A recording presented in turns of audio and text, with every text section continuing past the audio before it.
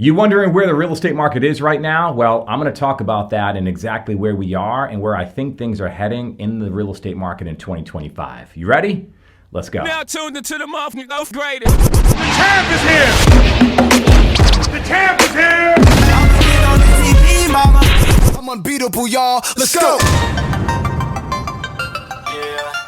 Hey, what's up? It's Chris Martin, real estate agent, investor, and coach. And I've been in real estate for almost 20 years now. So I've seen a couple of markets. And one of the most common questions you get as a real estate agent when you talk to someone is, how's the market? First, to bring it back a couple of years, I made a statement. I put a post up right at the beginning of the pandemic. And the post was something to the degree of, just like that, it became a buyer's market overnight. And I made that post and I got some comments and some people giving me some pushback saying, oh, I don't know, it's still a seller's market and that sort of thing. And, you know, at that time, I could see why they would think that. Fast forward to today, if you look back at that time that I made the post, it absolutely became a buyer market overnight. Yeah, there wasn't a bunch of properties on the market and available. However, there were a decent amount. Inventory actually declined even more after that. So if you look at it in hindsight, there was a decent amount of inventory compared to the upcoming months, and interest rates were super low. Price points were not where they are today. So if you look at it, the statement that I made was absolutely 100% correct. It became a buyer's market where prices were affordable, the interest rates were low. And fast forward to today, where are we? Well, I got a chance to look at some numbers this morning, and the numbers may surprise you. What do you think 2023 looked like in comparison to 2024? Do you think we sold more properties in 2024 or less properties overall? Well, I ran those numbers, and 2024, we actually sold more properties than we did than 2023. Now, this is all of Massachusetts, single families, condos, and multifamilies as a whole. If you look at these numbers right here, the overall homes sold in 2023 was 59,523. Again, that's all of Massachusetts. In 2024, there were 61,347 homes sold. That is a substantial increase. We're talking about almost 2,000 more properties sold in 2024 compared to 2023. That's a lot of homes. That's more buyers out there. That's more properties out there. That is a good increase from the previous year. I also looked at specific months. As you can see right here, December 2023, 4,568 homes sold. But in December 2024, just 12 months later, in that same month, 5,331 homes sold. That's plus 780. That's plus 763. In just that month alone, 763 more properties sold.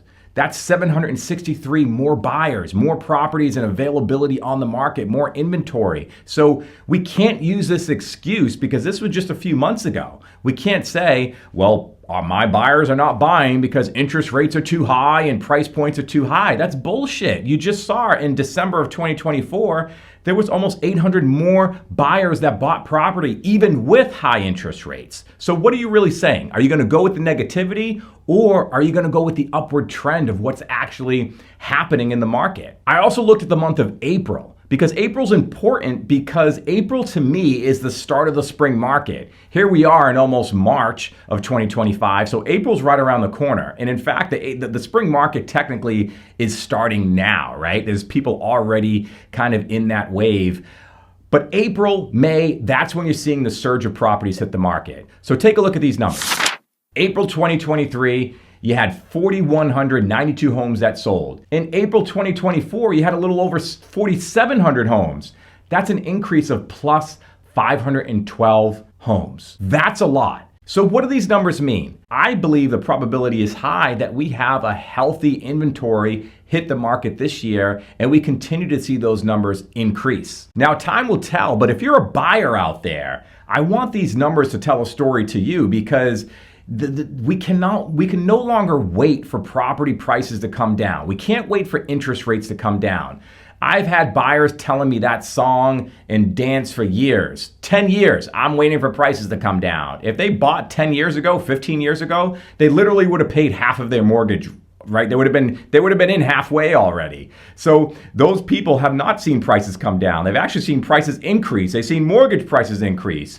So this is not, I'm not talking to you if you're not deciding if you want to buy or continue to rent. If you want to continue to rent, then that's fine. There's no judgment there. There's flexibility and pros with that as well. But if you're out there and you want to buy, like if you're saying, I want to buy, you should strictly look at affordability as far as your finances are concerned. You need not to pay attention to the market. Don't look at prices. Don't look at interest rates.